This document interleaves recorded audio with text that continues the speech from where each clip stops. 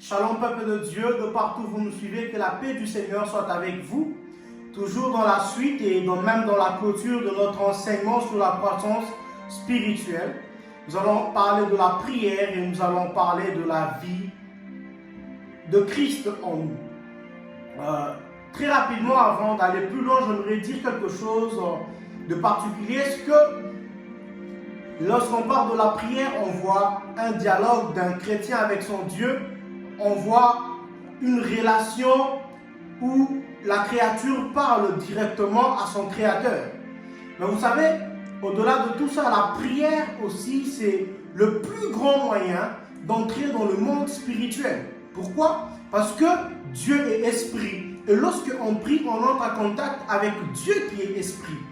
Et automatiquement, nous sommes dans cette atmosphère spirituelle. Donc la prière est le plus grand moyen d'entrer dans le monde spirituel.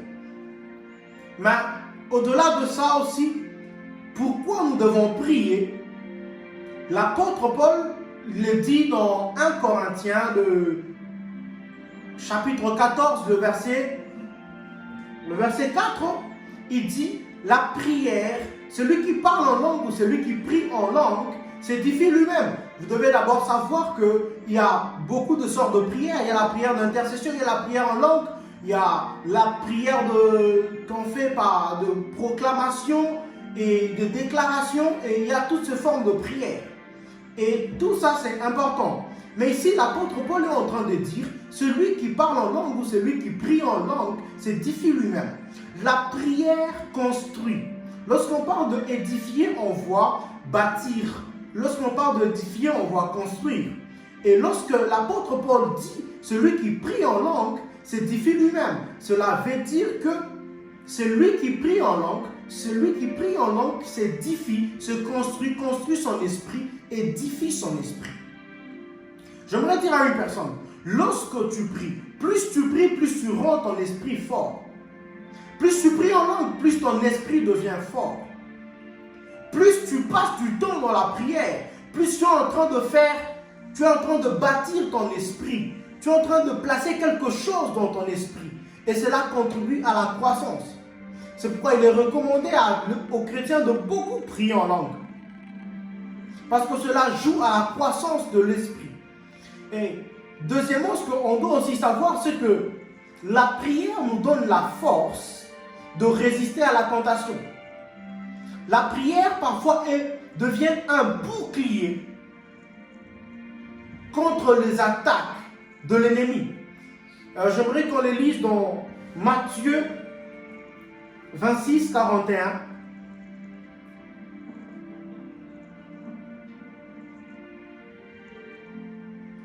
J'ai lu au nom de Jésus, Matthieu 26, 41.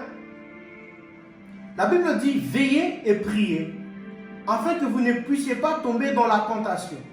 L'esprit est bien disposé, mais la chair est faible.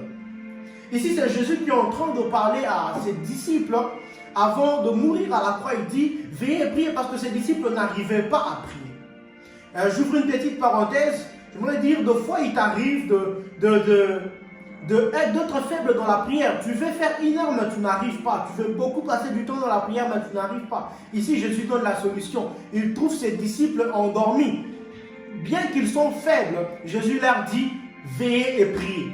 Donc, la solution au problème de lourdeur dans la prière, c'est la prière. J'aimerais dire à une personne, c'est que quand tu te sens lourd dans la prière, n'arrête pas, continue à prier. Mais bien au-delà de ça, je reviens dans le sujet, dit, la prière de foi se montre comme un bouclier face à la tentation. Jésus dit, veillez et priez en fait que vous ne puissiez pas tomber dans la tentation. Donc cela veut dire que lorsqu'on prie, on rend notre esprit fort, en fait que même lorsque la tentation viendra, qu'on ne puisse pas tomber. Lorsque une personne prie, il rend son esprit fort. Lorsque une personne prie, il met son esprit à l'abri de la tentation. Et vous savez, l'une des choses aussi que vous devez savoir, c'est que lorsqu'on prie, cela met notre esprit en éveil. Pourquoi Jésus dit veillez et priez? Parce que vous savez, la plupart des choses qui se passent la journée sont de répercussions de ce qui se passe la nuit. Et vous allez comprendre avec moi que lorsque Jésus parle de la parabole du semeur qui vient, qui sème les bleus, et la nuit, il y a une personne qui vient s'aimer livrer. Et vous allez comprendre aussi avec moi que lorsque même Jésus fait allusion au diable, lorsqu'il parle du malin, il dit qu'il ne vient que la nuit pour voler et dérober. Donc, la nuit, c'est un moment où beaucoup de gens sont spirituellement ou physiquement endormis. Et vous devez comprendre quelque chose, que nous vivons dans ce monde. Et dans ce monde, spirituellement, nous sommes dans un temps de ténèbres. Donc, c'est le moment où le diable multiplie ses actions. C'est le temps où le diable est en train de multiplier des stratégies comment vaincre les enfants de Dieu pour leur faire baisser la garde, j'allais dire. Mais la prière est la solution à cela. Lorsque tu pries, tu gardes ton esprit à merveille.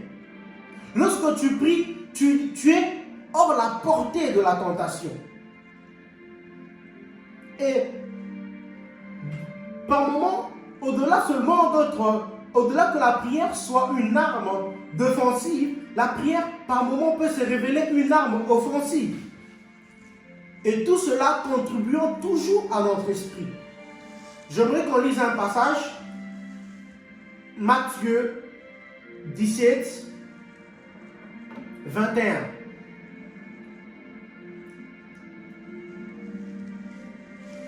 Matthieu 17, 21, je lis au nom de Jésus. Mais cette sorte de démon ne sort que par la prière et par le jeûne. Ici, c'est Jésus qui est en train de parler à ses disciples. Ces disciples qui n'avaient pas su gérer un cas, on a mené à Jésus et Jésus l'a géré rapidement. Et les disciples posent la question, pourquoi nous n'avons pas pu guérir ces malades? Jésus l'a dit. Jésus leur répond, il dit, ces genres de démons ne sortent que par le jeûne et par la prière. J'aimerais dire à une personne que lorsque tu pries, tu capacites ton esprit de certains pouvoirs qui peuvent résoudre certains problèmes. Lorsque une personne prie, il ne donne pas seulement la force à son esprit, il ne ressent pas seulement la force dans son esprit de résister contre la tentation, mais il ressent aussi le pouvoir de chasser le démon, le pouvoir de dominer sur le malin. Vous savez, nous sommes dans un monde très hostile. Et on a besoin de notre force spirituellement pour savoir bien accomplir notre mission. Et la prière, c'est l'une des solutions qui résout tout le problème. Un chrétien ne peut pas passer une semaine sans prier. Le jeûne et la prière sont des choses primordiales pour la croissance de l'esprit. Un chrétien ne peut pas passer une semaine sans jeûner. Tu ne peux pas passer une semaine sans prier. On doit prier chaque jour, à chaque moment et à chaque instant. Et plus on prie, plus notre esprit devient fort.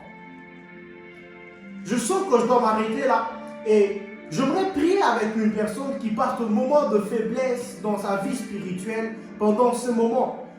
Une personne qui n'arrive pas à aller loin dans la prière, qui n'arrive pas à se concentrer. J'aimerais prier avec cette personne. Père éternel, Dieu de gloire, tu sais qui est en train de me suivre, qui est en train de t'écouter, Seigneur, par ce message.